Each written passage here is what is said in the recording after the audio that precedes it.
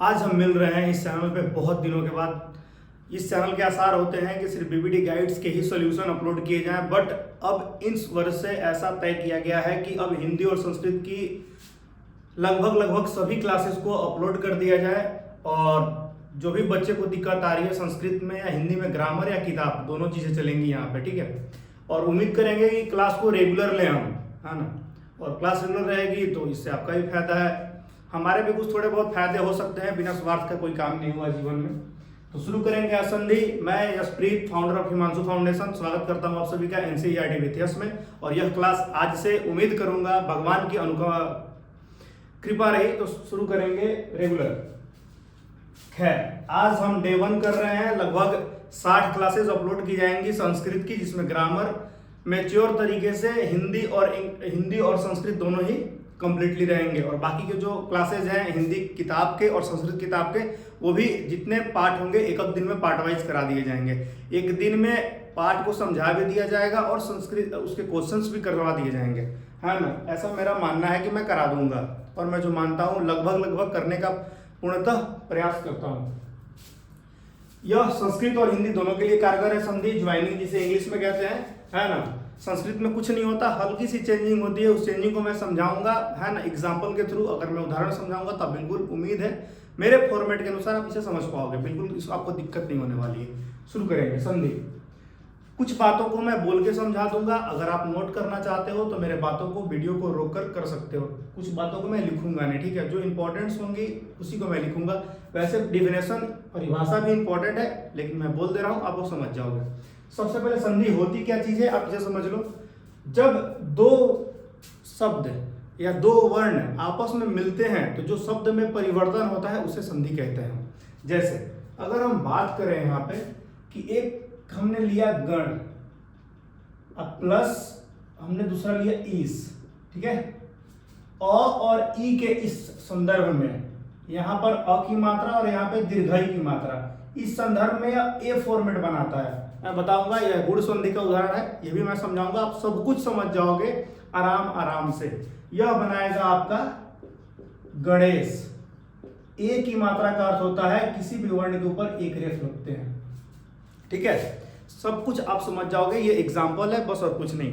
तो संधि की परिभाषा अगर लिखनी होगी तो हम यह बात लिखेंगे, जब दो वर्णों के मेल से शब्द में परिवर्तन होता है तो उसे हम संधि कहते हैं।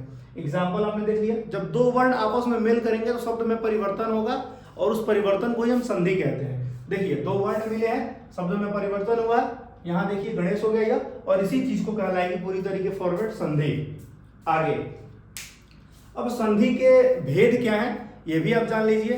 तो संधि के 3 भेद होते हैं। संधि के 3 भेद होते हैं, आपके पास दिख रहा है।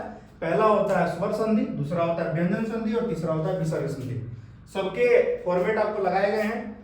अगर हम स्वर संधि की परिभाषा को निरूपित करें तो स्वर संधि की परिभाषा होगी दो स्वरों का मेल। जब दो स्वर आपस में मिलते हैं और उससे जो शब्द में परिवर्तन होता है ना, दो स्वरों के, सिर्फ स्वर में स्वर ही आएंगे। आपको पता होगा स्वर 13 है, 2 को हटा दिया जाता है, अन और अह जो है वो मिश्रित स्वर कहलाते हैं। तो हम सिर्फ स्वर की बात कर रहे हैं ना। 11 होते हैं, 11 में आपस में अगर टकरा रहे हैं तो शब्द में जो परिवर्तन होगी तो उसे हम कहेंगे क्या, स्वर संधि। दो स्वरों के मेल को कहते हैं स्वर संधि। एग्जाम्पल समझाऊंगा, घबराइए नहीं बिल्कुल। ये स्वर संधि का उदाहरण हो सकता है, ठीक है। आगे आता है व्यंजन संधि। व्यंजन संधि उसे कहते हैं जब स्वर और व्यंजन का मेल होता है। जब स्वर और व्यंजन का मेल होगा तो वो व्यंजन संधि कहलाएगा। विसर्ग संधि जिसका निरूपण होता है 2 या बिंदु, अंत में 2 बिंदु रहेगा। अरे बात समझ में, अंत में 2 बिंदु का जो निरूपण होगा, है ना। जैसे हम कुछ बात करें, संस्कृत में लिखे रामा, ठीक है, उदाहरण होगा विसर्ग संधि का, ठीक है। यह अभी ज्वाइन नहीं कर रहा है, ये संधि बस विसर्ग को मैं समझा रहा हूँ। संधि में क्या होगा, 2 शब्द के टूटने से बनता है, या 2 शब्द टूटेगा तो कोई अर्थ नहीं निकलेगा। तो संधि का उदाहरण नहीं, यह सिर्फ विसर्ग का उदाहरण है, मैं वो बता रहा हूँ। यह जो विसर्ग लगा होता है, बहुत सारे हैं, मैं समझाऊंगा। विसर्ग संधि के बहुत उदाहरण बनाए जा सकते हैं। खैर, हम इन 2 संधियों को अभी कुछ देर के लिए रोकेंगे, क्योंकि सबसे पहले हमें स्वर संधि को जान लेना चाहिए। आज मैं स्वर संधि के सिर्फ 3 फॉर्मेट को बताऊंगा। कौन कौन सा, दीर्घ संधि, गुण संधि और यण संधि। 3 फॉर्मेट इस क्लास में ही होगी। बाकी के जो कुछ फॉर्मेट्स बच जाएंगे, वृद्ध और अयादि, यह आपको अगली क्लास में कराई जाएगी डे 2 में, है ना। तो वीडियो को लॉन्ग नहीं करूंगा, मैं ज़्यादा बातें नहीं करूंगा, आपको यहाँ तक बिल्कुल समझ में आ गया होगा चीज़, ये मुझे पता है और मुझे भरोसा है। आगे अब दीर्घ संधि की बात करेंगे कि दीर्घ संधि कहते किसे हैं, कुछ उदाहरण भी हम देंगे, बहुत चीजें आएंगी धीरे धीरे करके, आप टेंशन ना लो, ठीक है। तो सबसे पहले आप सुनो आराम से, दीर्घ संधि किसे कहते हैं?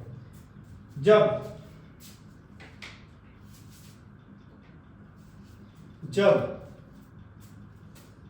ह्रस्व स्वर और दीर्घ स्वर का मेल होता है। जब ह्रस्व स्वर और दीर्घ स्वर का मेल होता है और उसके बाद जो शब्द में परिवर्तन होता है उसे कहते हैं दीर्घ संधि। किसी चीज को मिलने से दीर्घ हो जाना, दीर्घ का मतलब लंबा हो जाना। जैसे मान लो कि मैं अगर बात करूं अ जो है उसको बोलने में मुझे कम समय लग रहा है या कम हवा की आवश्यकता पड़ रही है, बहुत आराम से निकल रहा है। लेकिन वैसे अगर मैं आ की बात करूं, आ कुछ ज्यादा ही समय लग रहा है। वैसे मैं अगर बात करूं ई, और ऐसे ही बात करूं मैं दीर्घई, हर्षौ, दुर्घौ, कुछ ज्यादा समय ले रहा है, ठीक है। समय जो कम ले रहा है वो ह्रस्व स्वर कहलाएगा, जो ज्यादा थोड़ा समय ले रहा है ह्रस्व स्वर के मुकाबले वो दीर्घ कहलाएगा। तो दोनों के मेल से जो शब्द में परिवर्तन होता है उसे हम कहते हैं दीर्घ संधि। ऐसे देखेंगे एग्जाम्पल के तौर पे कैसे इसके उदाहरण दिए जा सकते हैं। अगर आप उतारना चाहते हैं, नोट्स बनाना चाहते हैं कंप्लीटली, तो आप स्क्रीनशॉट ले सकते हैं, मैं हट जाता हूं, या आप वीडियो को रोककर भी बना सकते हो।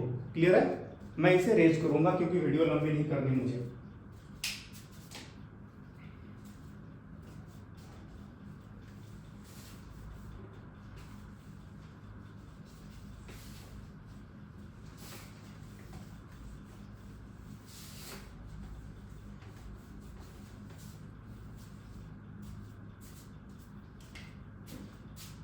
आते हैं दीर्घ स्वर की ओर। आपने डेफिनेशन को अच्छी तरीके से समझ लिया है। जब ह्रस्व स्वर और दीर्घ स्वर का मेल होगा तो वो चीज दीर्घ हो जाएगी। कहने का मतलब ये है, अगर मैं बात करूं तो वो सभी दीर्घ हो जाएंगे। जैसे किसी स्वर का पहला, तीसरा और पांचवा अक्षर, पहला, तीसरा और पांचवा अक्षर जब स्वयं से कहने का मतलब खुद से, ठीक है, या पहला, तीसरा और पांचवा अक्षर अपने ही दूसरे, चौथे और छठे के साथ मेल करता है, संधि करता है, छठे के साथ संधि करता है तो वो दीर्घ हो जाता है। दीर्घ कहने का मतलब यह हो जाएगा आ, ये हो जाएगा दीर्घई, ये हो जाएगा दुर्घौ, ये हो जाएगा आ, ये हो जाएगा दीर्घौ, ये हो जाएगा दुर्घौ, दीर्घई दुर्घौ, ठीक है। ई मात्रा बड़ी वाली, हर्षौ, दुर्घौ वाली मात्रा बड़ी, ये सभी बड़ी हो जाएंगी। आ रही है बात समझ में? अगर आपको समझ नहीं आ रही तो देखो एग्जाम्पल पे कैसे आप चेक कर पाओगे इसे, फिर आप समझ जाओगे इन चीजों को। जैसे मैंने एक एग्जाम्पल लिया, भाव प्लस अर्थ। अगर मैं ध्यान से आपको दिखाऊं तो यहां पर भी अ की मात्रा है और यहां पर भी अ की मात्रा है, और ये दोनों मिला के क्या बनाएगा? आ। तो आप कह सकते हैं इसका मतलब यहां बनेगा भावार्थ। बताओ कौन परेशानी, कोई दिक्कत? बहुत आसान है। आगे देखो, अगर मैं यहां लिखूं हर्षई की मात्रा और यहां भी हर्षई की मात्रा है, ठीक है, तो क्या बनाएगा? दीर्घई बनाएगा। आप देख सकते हो इसे, इसमें आपको कोई दो राय नहीं है, ठीक है। आगे चलेंगे।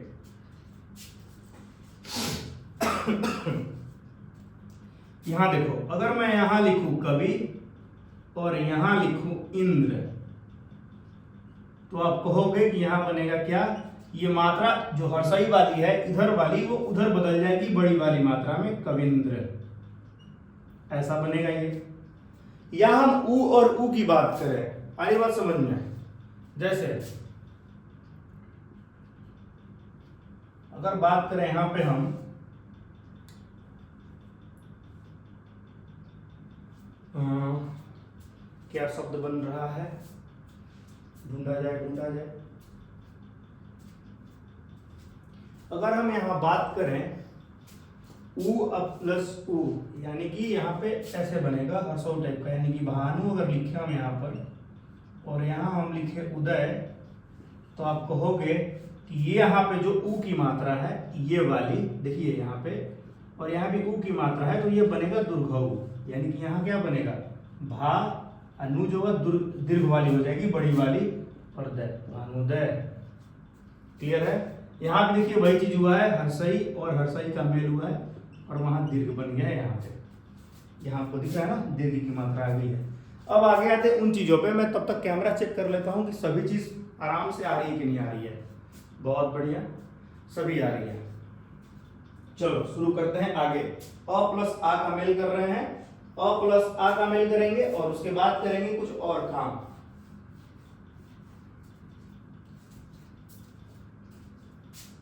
अगर यहां हम लिखेंगे परीक्षा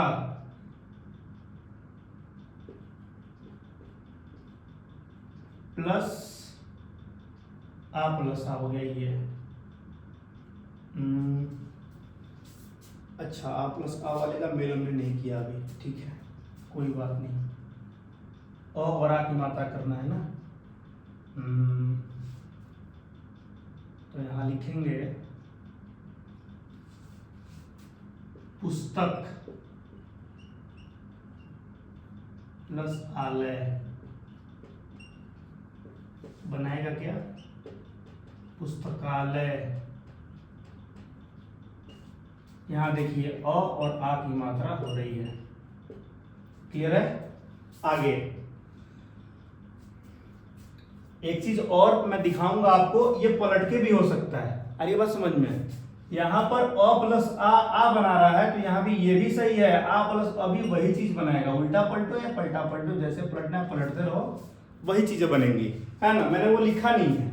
यहाँ पे अगर मैं करूं दीर्घ प्लस, जैसे ये लिखा हुआ है ना, यहाँ पर इसको अगर पलट दूं, दीर्घाई इधर कर दूं और उसको उधर कर दूं, तो उसका भी मतलब दीर्घे बनाएगा वो। जैसे देखो यहाँ पे दीर्घाई की मात्रा और यहाँ पर ई की मात्रा कर दूं, यहाँ पर दीर्घाई का निर्माण होगा, उसमें कोई दिक्कत नहीं है। आगे बात समझ में, आगे चलेंगे। यहाँ पर वही वाली बात हो गई, ये वाला एग्जाम्पल दे रहा हूं मैं, देखो परीक्षा प्लस अर्थी, दीर्घी बनाएगा वो, परीक्षा, आ का मिलन हो रहा है, आ और अ का मिलन हो रहा है, दिख रहा है ना, आ और अ का मिलन, आ बनाएगा परीक्षार्थी। बस कुछ भी मिला हुआ तो वही बनेगा, उसमें आपको दो राय नहीं है कि आप ऐसे वैसे करोगे तो दिक्कत होगा। तो मैंने वो चीज आपको बता दी, अब क्लियर तरीके से समझ गए होगे अब तक। आगे चलेंगे, ई वाली मात्रा भी आपको एग्जांपल दिखा देता हूं, नहीं तो आप कहोगे कि हम कर रहे हैं मिलन किसका,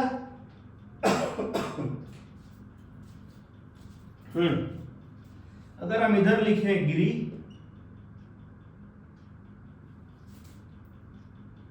इसका हो रहा है एग्जाम्पल ये,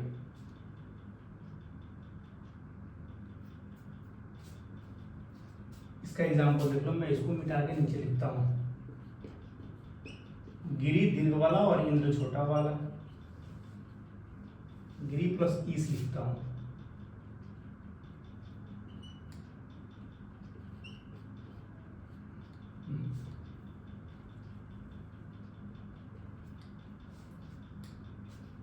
मही प्लस इस, एक सेकेंड, यहां मैं लिखता हूं मही प्लस ईस, यानी कि महिष दीर्घ से, और यहां मैं बनाता हूं गिरी प्लस ईस, दीर्घ हो जाएगा ग्रीस, ऐसा करके। ठीक है, ऊ की मात्रा को समझ लेते हैं। ब्लैक मार्कर लेता हूं मैं जरा,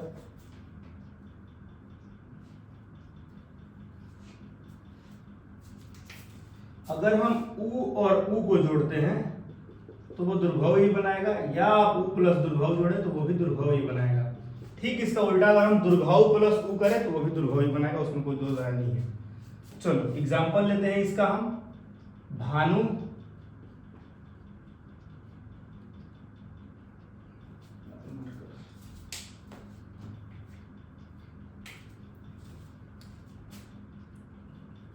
भानु प्लस उदय, भानुदय। या आप ऐसे बनाओ, तो बना लो इसको ऊ की मात्रा, तो क्या हो जाएगा,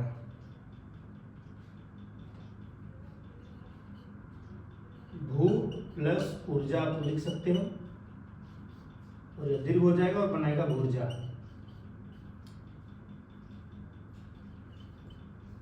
ऐसा करके कुछ। तो उम्मीद है आपको इन सारी चीजों के ऊपर ज्ञान हो चुका है संधि प्रकरण का। ठीक है, आपने सभी को बनाया, क्या क्या मेल से क्या बना है आप सब देख चुके हैं। ठीक है, अब आगे चलेंगे, थोड़ा आगे।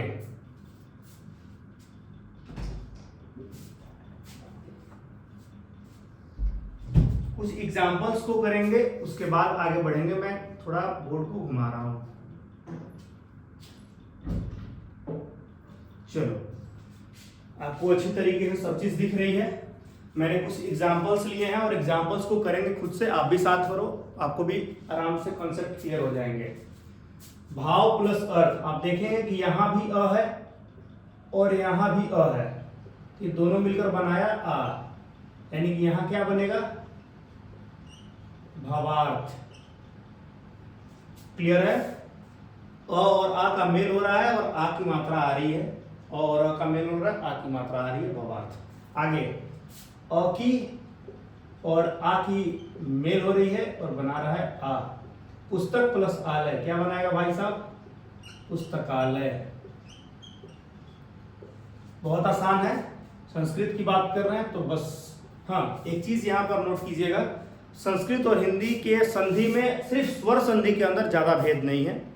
बिल्कुल स्वर और संस्कृत का स्वर संधि और हिंदी का स्वर संधि लगभग एक मेल में आते हैं। सिर्फ शब्द के उदाहरण में परिवर्तन होता है। क्या होता है, विसर्ग और ये अंश बिंदु जो होता है ना, अंशवार जिसे कहते हैं, अंशवार का मेल, बस अंशवार और ये विसर्ग, यही दो चीजें कॉमन है संस्कृत के अंदर। बाकी सब चीजें सेम टू सेम वही चलती है स्वर संधि के अंदर। व्यंजन संधि के अंदर भी वही चलेगा, बस थोड़ा सा बोलने का तरीका बदलेगा, उसके सूत्र जो होते हैं थोड़े डिफरेंट होते हैं। कुछ नहीं लिख रहे, हम स्वर पढ़ रहे हैं तो स्वर का ही टेंशन लेंगे, व्यंजन की बात नहीं करेंगे। आगे देखेंगे, आ प्लस अ का मेल हो रहा है तो बनाएगा आ दीर्घी, यानी आ ही बनाएगा, यानी परीक्षा, परीक्षार्थी। ठीक है, परीक्षार्थी बनाएगा, और यहाँ पे जो परीक्षा है वो दीर्घ की मात्रा दे दिया, ठीक रहेगा। आगे फिर देखिए, यहाँ पर आ की मात्रा और यहाँ पर भी आ की मात्रा बन रही है, तो हम क्या लिखेंगे यहाँ पे, प्रतीक्षालय, प्रतीक्षालयम, संस्कृत में सभी लिखे हुए हैं। आगे यहाँ देखिए हर्षई की मात्रा और यहाँ भी हर्षई की मात्रा, तो क्या बनाएगा, दीर्घई। आप कहेंगे बिल्कुल बढ़िया, तो इसे कहेंगे हम दीर्घई बनाएगा ये, तो बनेगा ये कविंद्र, कविंद्र। आगे गिरी प्लस ईस क्या बनाएगा, गिरीश, दीर्घी बनाएगा, यानी कि यहाँ पर दीर्घ की मात्रा और यहाँ भी दीर्घी की मात्रा है, तो यहाँ पर बनेगा दीर्घी, है ना। आगे मही प्लस इंद्र, यहाँ पर दीर्घ की मात्रा है और यहाँ पर सिर्फ ई की मात्रा है, यानी बनाएगा दीर्घी भाई, गिरीश। महेंद्र, ये देखो नदी दीर्घई की मात्रा और यहाँ भी दीर्घई, दोनों दीर्घई हैं तो बनाएगा फिर भी दीर्घई, नदीश। तो संस्कृत में सिर्फ दो ही चीज के डिफरेंस पाए गए, एक विसर्ग और दूसरा अंशुमान, अंशुमान। ठीक है, अंशवार रहेगा, यहाँ पर जो ऊपर की बिंदु दिख रही है आपको, ये अंशवार रहेगा, नहीं तो विसर्ग रहेगा। दो ही चीज कॉमन है संस्कृत में, बाकी कुछ नहीं है। तो आप दीर्घ स्वर को आराम से समझ चुके हैं, इसमें कोई दो राय नहीं है। आगे चलेंगे दूसरे वाले चीज पर, जिसका नाम है गुण। गुण संधि की बात करेंगे, आप स्क्रीनशॉट ले सकते हो, आपको कोई दिक्कत नहीं होगी। और फटाफट बात करेंगे बहुत तेजी में गुण संधि की।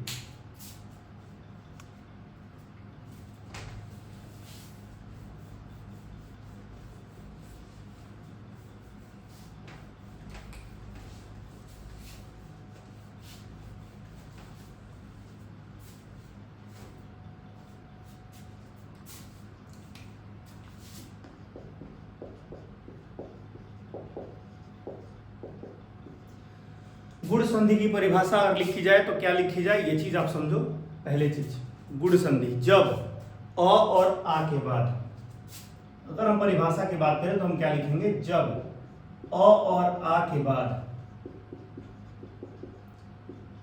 हर्षई या दीर्घई आए, हर्षौ या दीर्घौ आए, या री आए, तो वह क्रमशः ए, अर में बदल जाते हैं।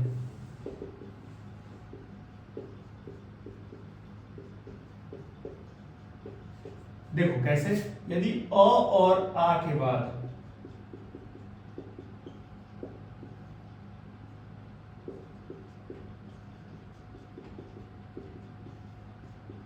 हर्षई आवे या दीर्घई आवे, वो बदलेगा ए में। ए का मतलब होता है एक रेफ, और अगर ए आता है तो इसका मतलब होता है दो रेफ। खैर इसके बारे में भी पढ़ना नहीं है, वो आगे। या अ या आ के बाद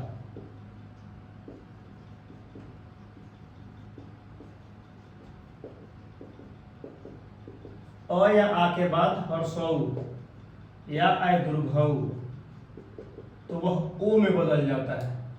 लिखा गया यहाँ क्या, ओ में बदल जाता है वो। और ओ का मतलब क्या होता है कि एक पाई और एक रेफ, ठीक है, ऐसा तो ओ में बदल जाएगा। उम्मीद है आपको समझ में आ गया होगा।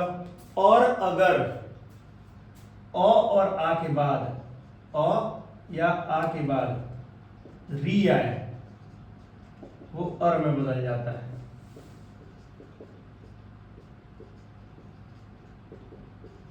वो अर में बदल जाता है। ऐसा कुछ फॉर्मेट तैयार हुआ हमारा, आप देख सकते हैं बिल्कुल आसान तरीके से, बिल्कुल इसमें दो राय नहीं, सभी कुछ विजुअल है क्या बोर्ड की ओर, सब कुछ सही है ना। हमने परिभाषा क्या लिखा, यदि अ आ के बाद हर्षई या दीर्घई, हर्षौ या दीर्घौ या री आता है, तो वह क्रमशः बदल जाता है ए, ओ और अर में। यहाँ पर गलती से मिस हो गया था, है ना, तो वहां आप समझ जाओगे कि यहाँ पे ओ होता है, ए नहीं होता है, वो अलग संधि के ऊपर उदाहरण है, ठीक है। आगे चलेंगे, कुछ एग्जाम्पल के विशिष्ट गुण को सीखेंगे और खत्म कर देंगे आज इसी चीज को, क्योंकि लाइट्स कट चुकी है ना। लेकिन इस एग्जाम्पल को मैं समझाऊंगा, उसके बाद ही वीडियो को बंद करूंगा, वीडियो भी लंबी नहीं करूंगा मैं। चलते हैं आगे। अगर हम यहां लिखे तद प्लस यू, तो ए की मात्रा बनेगी यानी तदेव, ऐसा तदेव है ना। संस्कृत रहेगा तो तदेवम या तदेवा कुछ हो सकता है, लेकिन अभी यही समझो, विसर्ग और अनुस्वार की बात बाद में होगी। आगे बात करेंगे हम आ और इसकी मिलन का बात कर रहे हैं।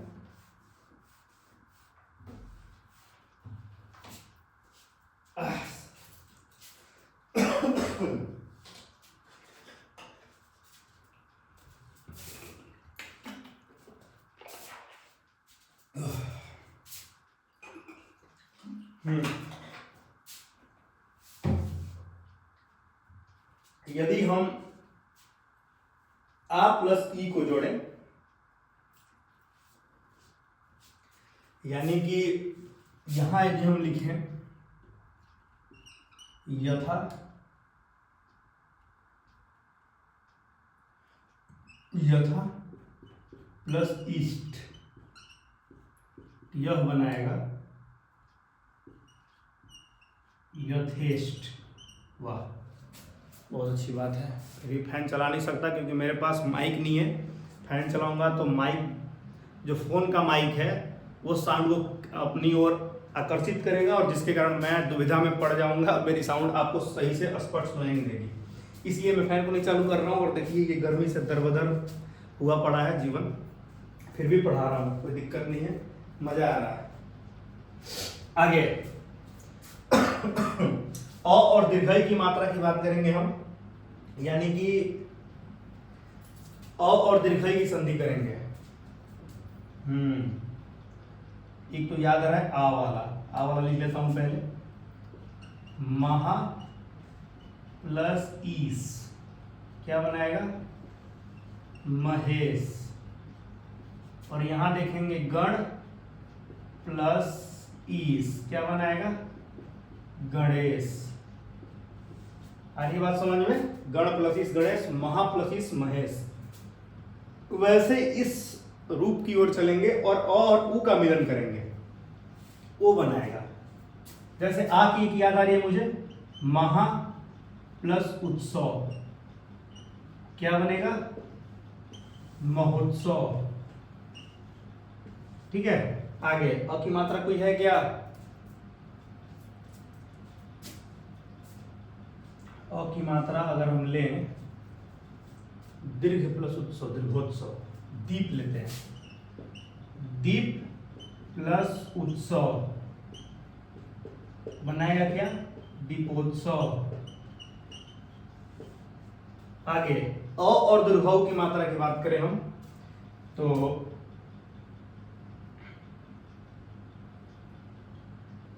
भू प्लस ऊर्जा, नहीं वो तो ऊ की मात्रा आ रही है ना।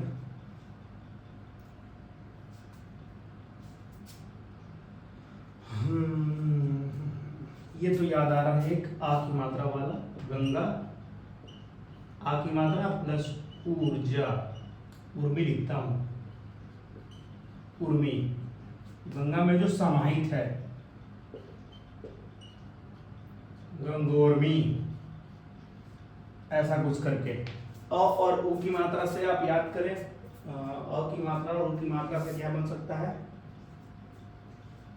अ की मात्रा और उ की मात्रा से ज्ञान प्लस ऊर्जा, ज्ञान ऊर्जा बन रहा है, ज्ञान प्लस उत्सव हो सकता है, ज्ञानोत्सव।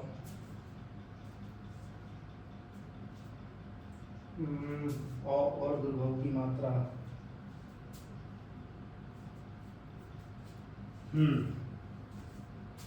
शीत प्लस उष्ण ये बन सकता है, और इसका नाम होगा क्या, शीतोष्ण।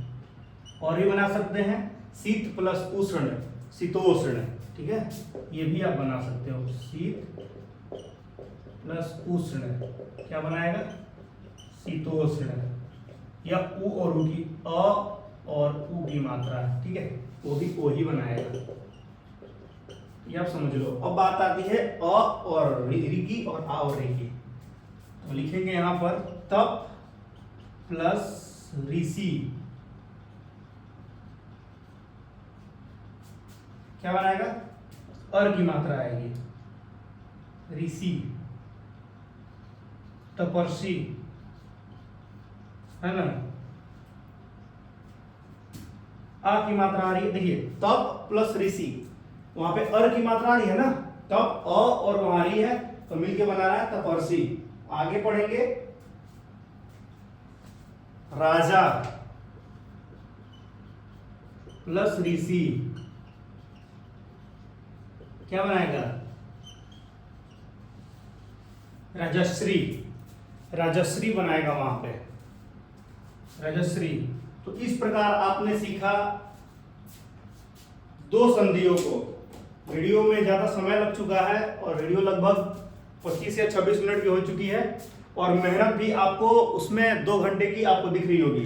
2 घंटे की मेहनत को मैंने 25 मिनट में इन आसान शब्दों के सहारे समझाया, और यह बहुत ही सरल माध्यम से समझाया हुआ शब्द है जिसको आप पूर्ण तरीके से समझ गए होंगे, यह मेरा मानना है। आप बिल्कुल समझ जाओगे, इसमें कोई दो राय नहीं है। आपको ये एग्जाम्पल के तौर पे आप अगर नोट्स बना लेते हो ऐसे तो आप समझ जाओगे।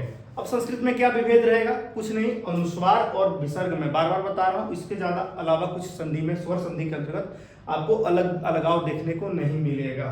तो आप सब चीज देख चुके हो, राजा प्लस ऋषि, राजश्री, आ प्लस री अरे बनाएगा, अ प्लस री यही बनाएगा। तो आज रखेंगे हम यहीं तक सेशन को। डे 1 में मैंने 2 चीजों को पढ़ाया, कल मैं तीनों को पढ़ाऊंगा। अगली सेशन में मैंने तीनों को पढ़ा दूंगा। कौन कौन सी संधि बच चुकी है अभी, ब्रिध, ये गुण संधि थी ना, गुण थी, ब्रिध, अयादि और यण। ब्रिध, यण और अयादि तीनों संधियों को हम पढ़ेंगे एक ही क्लास में, ठीक है। लगभग 35 या 30 मिनट की क्लास होगी और वो सब खत्म हो जाएगा, पूर्णदान कर दिया जाएगा। उसके बाद व्यंजन में हाथ फेरा जाएगा। व्यंजन संधि थोड़ी सी बड़ी है, उसमें 2 दिन का 3 दिन का क्लास हो सकता है, और विसर्ग संधि 1 दिन की क्लास होगी 2 दिन की, और उसके बाद संधि की समाप्ति कर दी जाएगी। 2-3 टेस्ट सीरीज दे दिए जाएंगे और सब चीज कहानी खत्म हो जाएगा, ठीक है। तो ये चीज आप बिल्कुल समझ गए होंगे बहुत आसान तरीके से। आगे मिलूंगा इसी ऊर्जा के साथ, इसी यंग ब्लड के साथ, और आपको पक्का मजा आएगा, मुझे ऐसा मानना है। धन्यवाद। चैनल को लाइक जरूर कीजिए, मेहनत अगर अच्छी लगती है तो।